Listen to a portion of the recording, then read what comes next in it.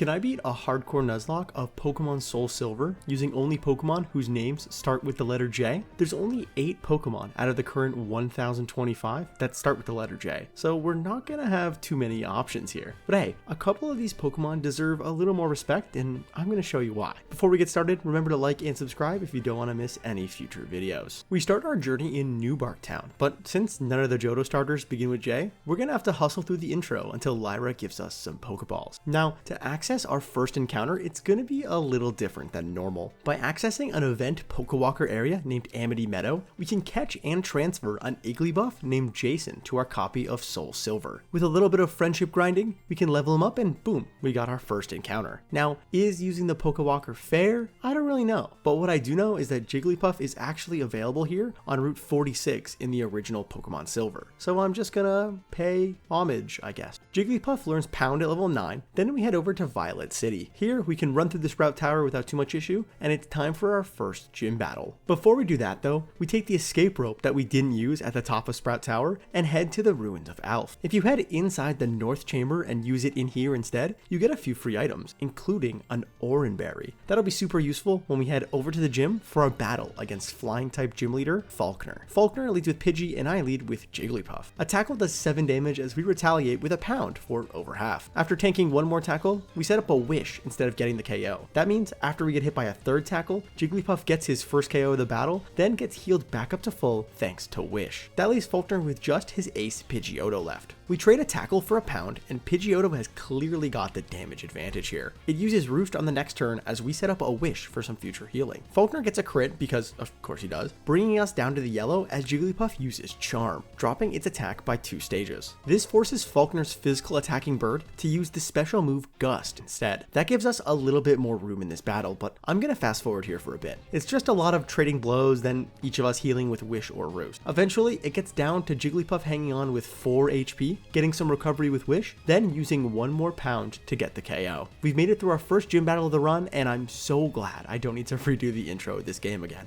With one gym badge, we can use Rock Smash outside of battle now. That means by breaking a few rocks in the Ruins of Alph, we can effectively have an infinite number of these 12 berries. That'll be a huge help, especially having infinite citrus berries. Before we start heading to Azalea Town, we can actually grab our next encounter. During the daytime, we can find a Hoppip named Jenna in the grass of Route 32. Since she won't be eligible for the team until she evolves at level 27, we'll be seeing her a little bit later. Whoa, it's nighttime again. That's crazy. We head through Union Cave, then dodge this hiker and arrive in Azalea Town, where Team Rocket is doing some stupid bullshit again. We stop them, then Jigglypuff levels up to 17, where he learns the move Rollout. This move kind of reminds me on an NFL Sunday, gambling irresponsibly. Since you're locked into it until it misses, Rollout makes the next gym possible, but also really luck-based. Let's see if Lady Luck has a crush on me or not. So we head inside the gym to challenge Bugsy for our second gym badge of the run. Bugsy leads with his ace, Scyther, and I lead with Jigglypuff. We risk a crit and survive our U-turn in the yellow before Scyther swaps out to Metapod. A Citrus Berry gets us some much needed recovery here, and then we hit a Charm to drop Metapod's attack by 2 stages. We set up a Wish on the next turn as Metapod uses another tackle for some pretty light damage. We trade a Pound for another tackle on the next turn, then Wish heals Jigglypuff back up to almost full, and now it's time for our plan to get started. First, we set up a Wish for some recovery, then we use our brand new move, Rollout, that increases base power every single turn. The first 2 turns bring Metapod to the red, so Bugsy uses a Super Potion. Our 4th rollout connects right after that, taking down Metapod and bringing in Scyther next. It sets up a Focus Energy, but Jigglypuff connects with a 480 base power 4 times super effective rollout for a one-shot KO. That's the big threat dealt with, and all Bugsy has left is a Kakuna. I don't even think I need to talk about this one cause it's a Kakuna, so I'm just gonna skip to us winning our second gym badge of the run. I'm really tired of this RNG early game I've been attempting for a week, so let's move the fuck on from this. We made it through our second gym battle, but we've got my least favorite battle of the entire run up next. This one has specifically ended 5 attempts at this point. The only way through it is to charge up Rollout again. Thankfully, on this attempt, Ghastly, who could use Curse and ruin the entire battle, just kinda gets confused and spams Lick instead. So after that, we charge up Rollout, take out the really threatening Croconaw, then finish off Zubat after that. We're really close to level cap here, so we've got to avoid every single trainer we can. After dodging all trainers possible, we arrive in Goldenrod City, home of our next encounter and tons of resources we're gonna need. If we head over to Bill's house, we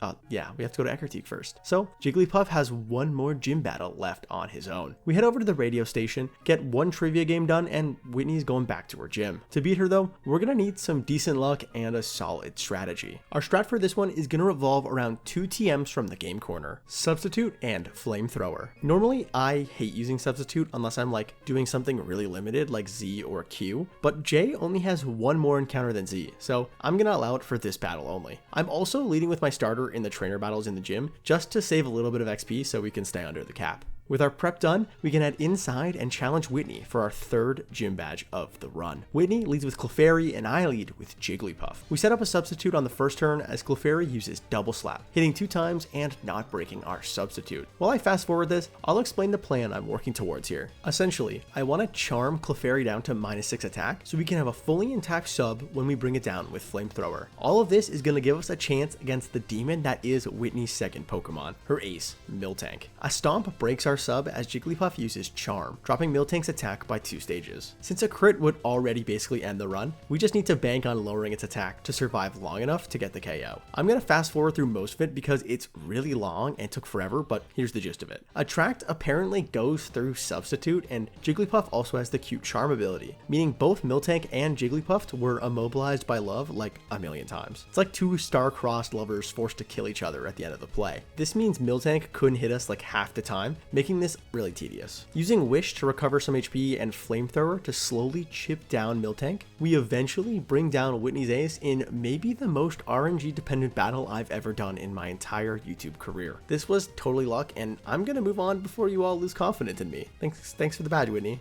Jigglypuff has done a great job holding down the fort, so it's time to get him some help. We hustle over to Eckertique City, meet Bill in the Pokemon Center, then head back to Goldenrod to pick up our third encounter of the run, an Eevee named James. Since we need a Thunderstone to make James eligible for the team, we head straight over to the Pokeathlon Dome. After doing really bad a lot of times, we eventually get enough points to buy a Thunderstone and evolve Eevee into Jolteon. That's our first fully evolved member of the team, and a pretty good one if I do say so myself. Now that we've got a real Pokemon, we can actually start to breeze through some of this game. The Burn Tower rival is an easy 1v4 for Jolteon, and just like that, it's time to take on Gym Leader Morty and his ghost types in our 4th gym battle of the run. Morty leads with Ghastly and I lead with Jolteon. Since we're faster, we can outspeed and secure a KO with Thundershock. Second up is Gengar, who can't hit normal types with anything but Sucker Punch. That means I can freely swap into Jigglypuff, who, after getting put to sleep a few times, can spam Charm until Gengar is out of Sucker Punch PP, and that'll eventually bring down Morty's ace with a few flamethrowers. Third up is Haunter, so we stay in for a turn and get Haunters to use Hypnosis. So that means when I swap into Jolteon on the next turn, Haunter wastes a turn using Dream Eater, an attack that only works when the target is asleep. Our Thundershock only does half to Haunter, but after it hits a Hypnosis to put Jolteon to sleep, a held Chesto Berry wakes him up right away. One more Thundershock gets us a KO, and Morty is down to his last Pokemon, his second Haunter. A Thundershock does over half, just like against the last one, and then it just uses Curse and KOs itself. Okay, same. With that, we've won our 4th gym battle of the run, and we're off to the non-linear gym battles. Halfway to the Elite Four, and things just keep getting better for us. We can actually bring Hoppip back to the team. She evolves into Skiploom and then into Jumpluff, a Pokemon with a really interesting stat distribution. Very defensive, but with a brutal typing in Grass Flying. I hope we can at least kinda use it moving forwards. We run through Route 38 and 39 until we reach Olivine City. We can't fight the gym leader yet because she's stuck at the top of the lighthouse, waiting for me to fetch her some medicine. So we better get on that. We hop on the back of a Tentacool, encounter the most annoying trainer in the game, then arrive in Cianwood City, home of the 5th gym. Here, we can grab the medicine for Ampharos, then head inside the gym to take on Gym Leader Chuck and his fighting types for our 5th gym badge of Johto. Chuck leads with Primeape and I lead with Jolteon. A Thunderbolt does 3/4 as a Rock Slide does a bit less than half in return. Chuck tries to out-heal us with a Hyper Potion, but 2 more Thunderbolts bring down his lead, leaving only his ace, Poliwrath. It charges up a Focus Punch, but I swap into Jumpluff in her debut, so she tanks it for less than half. A Mega Drain on the next turn gets a critical hit, doing almost half and getting us some really solid recovery, before Resisted Surf does almost nothing to Jumpluff. We set up a Leech Seed to get some consistent recovery as Poliwrath just misses a Hypnosis. I'll fast forward here from this point. Poliwrath just can't output enough damage to offset the Mega Drain, Leech Seed, and occasional Synthesis healing. Jumpluff brings down Poliwrath, and just like that, we've won our 5th gym badge of the run. Let's keep it going.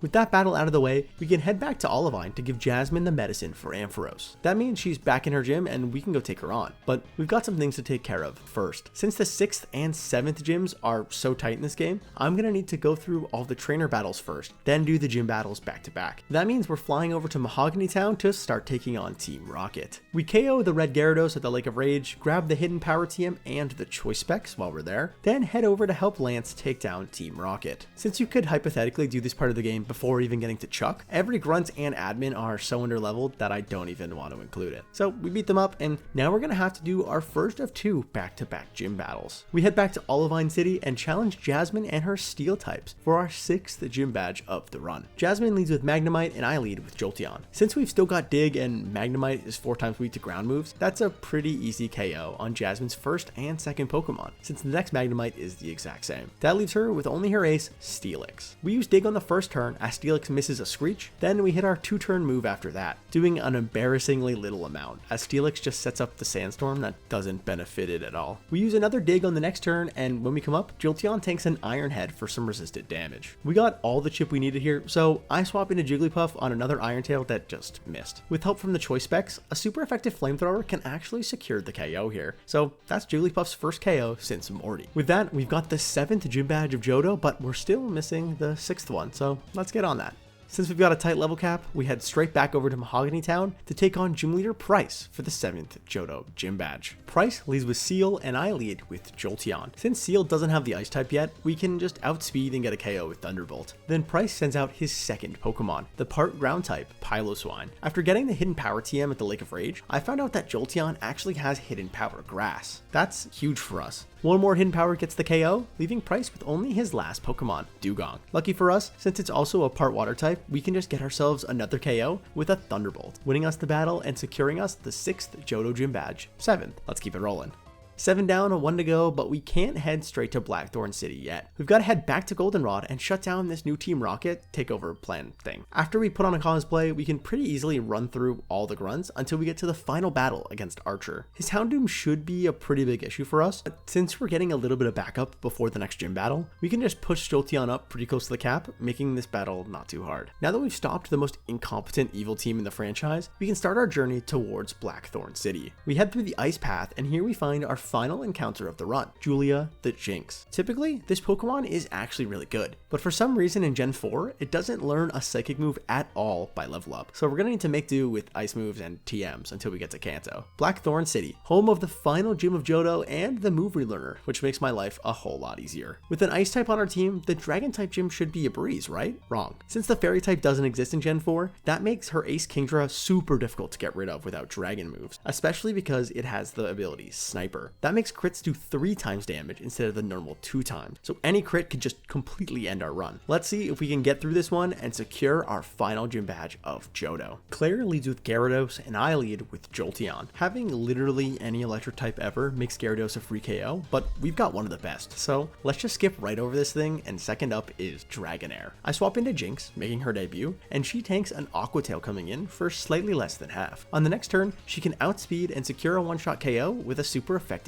Ice Beam. Third up is Claire's second Dragonair, so that's just a repeat of last turn. One more Ice Beam gets the job done, and now we just need to take down her ace, Kingdra. I swap into Jumpluff on a Hydro Pump, and if this gets a Sniper crit, the run could be over. But she doesn't, thank God. We can get rid of that risk by using the move Worry Seed, which changes the target's ability to Insomnia, getting rid of that 3 times Sniper boost. Kingdra also hits a Smokescreen here to drop our accuracy, which could potentially be annoying, but we somehow actually hit our Leech Seed on the next turn, so we don't have to worry about it. I'm gonna fast forward here now, so Jumpluff uses Protect, Synthesis, and Mega Drain to stall Kingdra down using a Lepa Berry to restore Synthesis PP. That wastes Claire's Hyper Potion, and after a bit, Kingdra is forced to use Hyper Beam, making it recharge on the next turn. That gives me a free chance to swap to Jolteon, who can outspeed on the next turn and KO with a Choice Specs boosted Thunderbolt. With that, we've taken down Claire and won ourselves the final badge of the Johto region. 8 badges, 4 Pokemon, and only 5 evolutions to get through before we take on the Elite Four. We've got to take down the 5 Kimono girls in Ecruteak before we can go find Lugia, and since there's not too many mandatory trainers left, we have some room in the level cap to take advantage of. The first Kimono girl has an Umbreon, which has some ridiculous bulk, so to counter it, we lead with Jumpluff. We can stall it out pretty easily with Leech Seed, Giga Drain, and Synthesis, since the Kimono girls don't use potions. Second up is Espeon, which is a similar story to Umbreon. It's a little less bulky, but it does hit harder because it has Psychic. Third up is Flareon, which Jumpluff definitely can't deal with, so I swap to Jolteon on a Fire Blast that misses, then retaliate with a Choice Specs Thunderbolt for a one-shot KO. Fourth up is Jolteon, so I swap to my own Jolteon on a Thunderbolt that he's immune to thanks to Volt Absorb. Their Jolteon tries to cheese us with Double Team, but we connect with 2 super effective digs, getting us the KO. That only leaves Vaporeon on the side of the Kimono girls, but since I've got Jolteon, it's over. I swap him in on an Aurora Beam for some pretty light damage, then get a third KO of the Gauntlet with another Thunderbolt. That's the Kimono girls down, and now we gotta go find Lugia, which consists of me trying to figure it out on my own, then looking up the map on Bulbapedia. We find the cover Legendary, run from it immediately, and now we can keep going. The best part of these entire games is that I can just surf around the entire last route until we get to Victory Road, which also has no trainers, so we can just hustle all the way to our final battle with Silver. This one isn't too hard either, because Jolteon can literally solo this entire team with Choice Specs Thunderbolt. We exit Victory Road, arrive at the Pokemon League, and it's time to build our final team.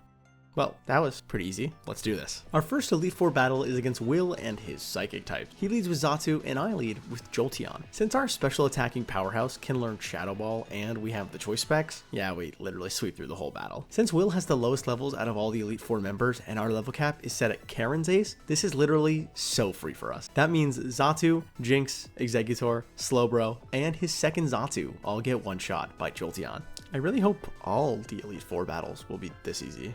The second Elite Four battle is against Koga and his poison types. He leads with Ariados and I lead with Jolteon. The plan for this battle is to try to get 2 70% chance special attack boosts from Charge Beam before Muck comes out. So we're holding a wide lens to make sure the 90% accurate Charge Beam actually hits. Our first attack doesn't get us a boost, but Ariados just uses Spider Web to prevent us from escaping. Our second Charge Beam gets Jolteon his 6th KO of the Elite Four and our first special attack boost, meaning we really need to get another one against the next Pokemon up, Fortress. We hit a Charge Beam for a really solid amount of damage, but more importantly, it gets us our second special attack boost. That puts us in a position to sweep the rest of this battle. Fortress protects a few times, but after that, Jolteon brings it down with another Charge Beam, and third up is Muck, the Pokemon that's actually really hard to deal with. Well, normally it is. Since we're at +2 special attack, Jolteon can just get a KO with a Thunderbolt before it can spam Minimize. Fourth up is Crobat, which can outspeed the majority of Pokemon in the game, except Jolteon. Koga is down to his last Pokemon, and that's Venomoth. Surprisingly, it also can't stand up to a +2 Jolteon using Thunderbolt, so our evolution can secure his 10th KO of the Elite Four, and with that, we've taken down Koga. Let's keep this going.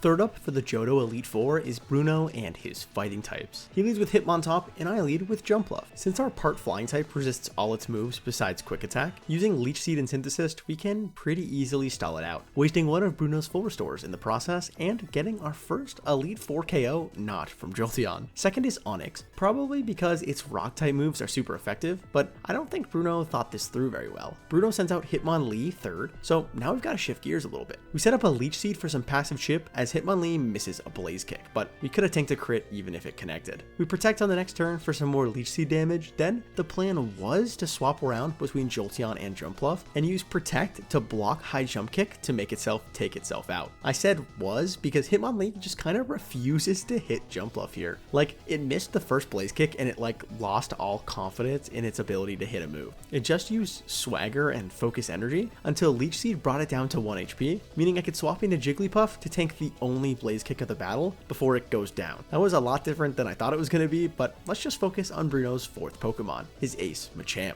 I swap back to Jumpluff on a Revenge for some pretty light resisted damage, and now it's time to put our plan into action. Jumpluff uses Leech Seed for a little bit of chip damage, then tanks a super effective Rock Slide with help from a Charty Berry, keeping us totally safe from a critical hit. After protecting for a turn for some more damage, I swap into Jolteon on another Rock Slide that he tanks no problem. After that, one Thunderbolt is enough to clean up Machamp champ, leaving Bruno with only one Pokemon left, Hitmonchan. I loved using this Pokemon when I Nuzlocked Pokemon Heart Gold with only H Pokemon, but it can't stand up to a Choice Specs Thunderbolt from Jolteon. Bruno's taken down, and there's only one Elite Four battle left for us until we're able to take on the champion. Karen and her favorite Pokemon are the last test for us in this Elite Four, and she's got a pretty solid team. She leads with Umbreon, and I lead with Jumpluff. Similar to against the Kimono girls, Jumpluff can pretty comfortably stall out Umbreon, also wasting a full restore in the process. But there was an opportunity for some real fiction to ruin our entire run here. Double team is always kind of scary, so if I missed the first Leech Seed, it could have snowballed into a really big problem, but thankfully it didn't. Second up is Murkrow, but I want a Leech Seed set for when we start switching around.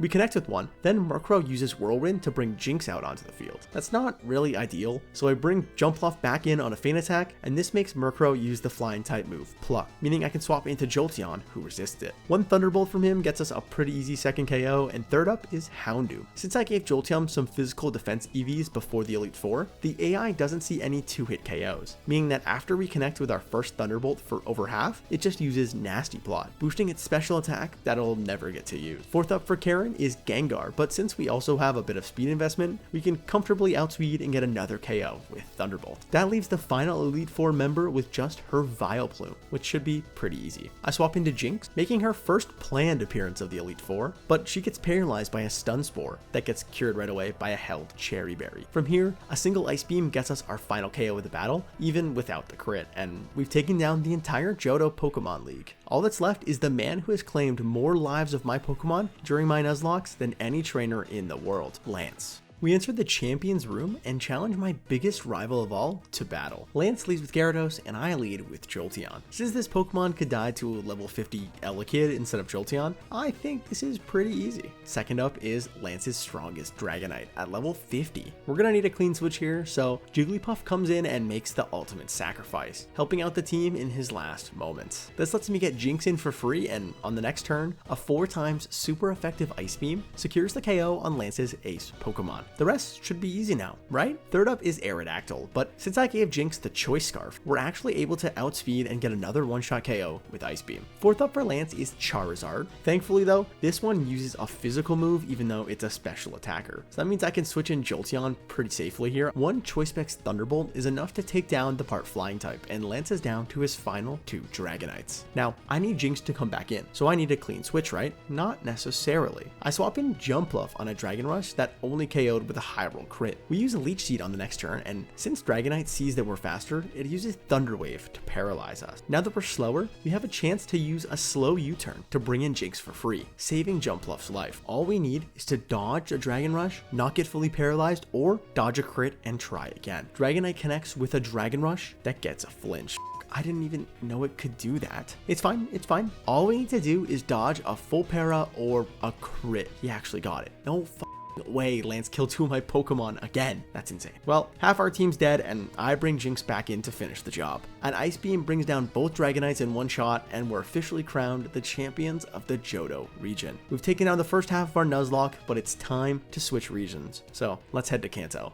A crit again? Professor Elm gives us an SS ticket, so we can ride the SS Anne from Olivine over to Vermilion City in Kanto. The level caps here are kinda all over the place, but Koga's daughter Janine over in Fuchsia City is first on the list. We travel through Lavender Town, down Route 12, and arrive just under the level cap. Let's go get our 9th gym badge. Janine leads with Crobat, and I lead with Jinx. With help from EVs and the Choice Specs, Jinx can outspeed and secure a KO with the newly learned Psychic from Saffron City. Actually, she can literally one-shot KO every single Pokemon on Janine's team. Like, there's nothing that can even try to survive it. That's Ariados number 1, Ariados number 2, Venomoth, and Wheezing Down, and that's our first gym badge of Kanto.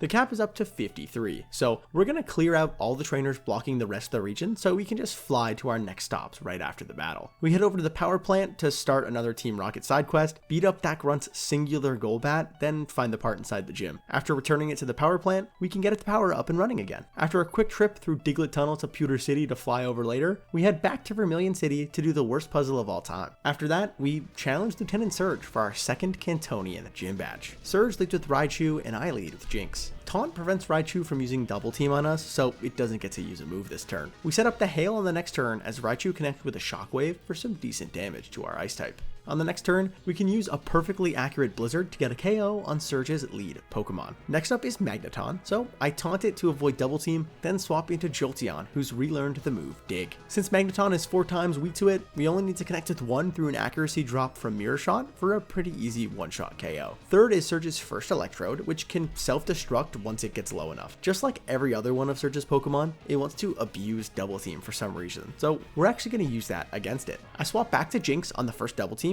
then set up a Hail on the next turn as it gets to +2 evasion. Since Blizzard completely skips the accuracy check in the Hail, we don't need to worry about those double teams as Blizzard secures us a one-shot KO. Fourth up is another Electrode, but it also tries to set up double teams before we hit another Blizzard for a KO. That leaves Surge, which only has Electabuzz left. I swapped to Jolteon on a light screen that shouldn't impact us too much, then use Dig on the next turn as Electabuzz hits a light quick attack. Dig does over half, then a low kick drops Jolteon into Citrus Berry range, giving us some nice recovery. One more Dig is enough to bring down Electabuzz, and we won our second gym badge of Kanto. Let's keep this going. The level cap only goes up by 1 here. Both Misty and Brock have the same cap of 54. Since we've got to do these back to back, let's start with Misty over in Cerulean. Let's go take her down. Misty leads with Golduck and I lead with Jolteon. A Charge Beam does over half and gets us a special attack boost, as a Water Pulse does some light damage but doesn't get the confusion. Don't worry, we were covered with a Person Berry just in case. A Thunderbolt brings down Golduck and Misty sings out Quagsire next. Normally, that's kind of bad for us, but since we still have Hidden Power Grass, Jolteon can actually handle it all on his own. Thanks to our +1 special attack boost from earlier, Jolteon can pretty easily sweep through all the rest of Misty's Pokemon. So that's a one-shot KO on Lapras and Starmie. We've won 3 gym badges of Kanto, so who's next? One quick flight to Pewter City and it's time for a battle against Brock. Brock leads with Graveler and I lead with Jinx. With help from Choice Specs and beating the shit out of Misty, a Water Pulse gets us a one-shot KO, and second up is Rhyhorn. Another rock ground type? Come on, try again. Third up is Omastar, something Jinx actually can't one-shot KO. You know what can? Our Jolteon with Hidden Power Grass. After tanking 1 Ancient Power, that's a free KO for Jolteon. Fourth up is Onix. Bro, can we stop with the rock ground types? That's another easy KO with Hidden Power, and last up for Brock is Kabutops, another Pokemon that's 4 times weak to grass. One more Hidden Power and the 4th gym badge of Kanto is ours. Let's keep it going since Editing P is loving the pace of these Kanto gyms. Next up is Sabrina in Saffron City, so we traverse the gym and take her on for badge number 5. Sabrina leads with Espeon and I lead with Jolteon. Thanks to the held Choice Specs, we can outspeed and KO Espeon with a Thunderbolt, but we can also outspeed and KO Sabrina's other 2 Pokemon, Mr. Mime and Alakazam. Can we be done with these gyms? The final badge of these super tight level caps is Erica in Celadon City. Erica leads with Jumpluff and I lead with Jinx. Taunt prevents Jumpluff from using Sunny Day on the first turn, and that just secured us this entire battle. We set up Hail as Jumpluff U-turns out into Tangela, one of my favorite Pokemon. Since we've got a perfectly accurate Blizzard and Erica has 4 grass types that are weak to it, this is another really easy one. Tangela, Jumpluff, Victory Bell, and Blossom are all down, and we're almost done with these stupid gym badges. The gauntlet that is the first 6 gym badges are over, but we aren't slowing down because I gotta start working on my Christmas video soon, and I gotta hustle through this one. Over on Cinnabar Island, a volcano erupted, so Game Freak didn't need to design it, and we can head inside a cave to challenge Gym Leader Blaine for the 7th gym badge of Kanto. Blaine leads with Macargo, and I lead with Jolteon. I'm tired of pretending that I'm not gonna sweep through all these trash gyms, so yeah, Jolteon with the Choice Specs literally runs over the entire gym. God, please let me just go to red. With 7 gym badges, we can go find Blue on the outskirts of Cinnabar and send him back to his gym. This is going to be one of the toughest battles of the entire run, so let's talk a little bit about why. First, his Elite Executor has Trick Room, which is really bad for my super fast glass cannons, so we can't set up on it and we've got to get rid of it right away. He's also got an Arcanine with Flare Blitz and a Machamp with No Guard Cross Chop that I can't just one-shot with Choice Specs. We've got our work cut out for us, so let's go take down the original rival of Pokemon.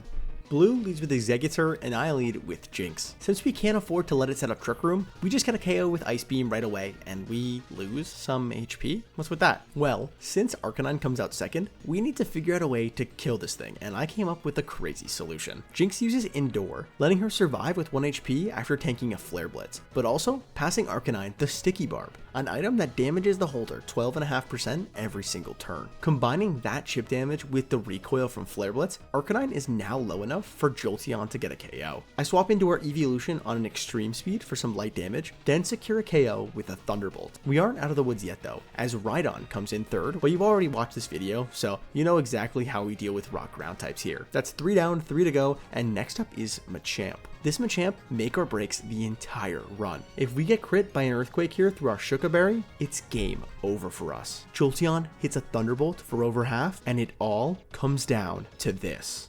And Jolteon survives on 36 HP. The run lives. One more Thunderbolt gets a KO, and Blue only has 2 Pokemon left. Luckily for us, both Gyarados and Pidgeot are weak to Thunderbolt, so that's 2 easy KOs. Blue is down, and we've got one final battle left. Let's go become the best. 16 gym badges, 2 Pokemon left alive, and we're getting a call from Professor Oak. He wants to give us the HM for Rock Climb to access Mount Silver, the home of our final challenge. Our team gets leveled up to 84, not 88, which is technically the highest, but like his highest is a Pikachu, so we're gonna go with 84. Then we start our journey up the mountain. When we reach the summit, we find the original protagonist of Pokemon, Red, silently waiting for someone to challenge him for the title of Pokemon Master. Red leads with his level 88 Pikachu, and I lead with Jinx. Since it's hailing on top of Mount Silver, Jinx can use a perfectly accurate Blizzard for a pretty easy one-shot KO on Red's best, I did the air quotes, Pokemon, bringing out his Charizard second. Since we're faster, we can set up the Rain before it can use a Flare Blitz. That means when it hits our Ice type, even if it got a critical hit, it wouldn't get a KO, thanks to our held Aqua Berry and the Rain damage reduction. We do get burned, which kind of makes me remember that my strategy against Blue could have completely failed if I got burned, but hey, let's not talk about that, it's already done.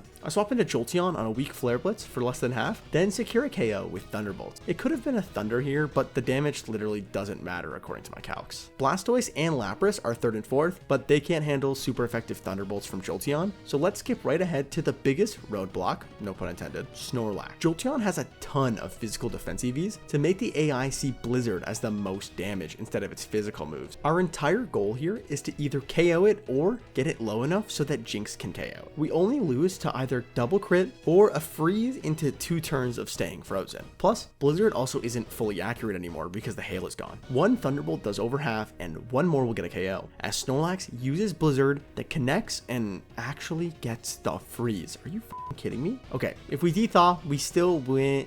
Jolteon stays frozen. That means this entire run is gonna come down to whether this Blizzard gets a crit, but Jolteon hangs on with 8 HP. That means he's got one more chance to get de-thawed, or this entire run, all of the sacrifices were in vain. I press Thunderbolt and Jolteon de-thaws, connecting with a Thunderbolt and securing the guaranteed KO. Holy shit. He actually did it. He actually did it. That leaves Red with only Venusaur, but that's pretty easy for us to deal with. Jolteon does a bit of damage with Thunderbolt, then gets hit by a Giga Drain, bringing down the carry of this run. All that's left to do is bring in Jinx and fire off a super effective Ice Beam. With that, we've officially beaten a Pokemon SoulSilver Hardcore Nuzlocke using only Pokemon whose names start with the letter J. Thanks guys so much for watching this one. I was really on the fence about doing this challenge in SoulSilver or in the original Silver, but I hope you guys enjoyed it being in a newer game. I know I did. We're making really solid progress on the letter locks. We've only got like 4 left, I think. If you like the video, press like, hit subscribe if you want to see the next video when it comes out, and become a member if you want to waste money on my gambling addiction. But with that being said, guys, thanks so much for watching. Have a great rest of your day.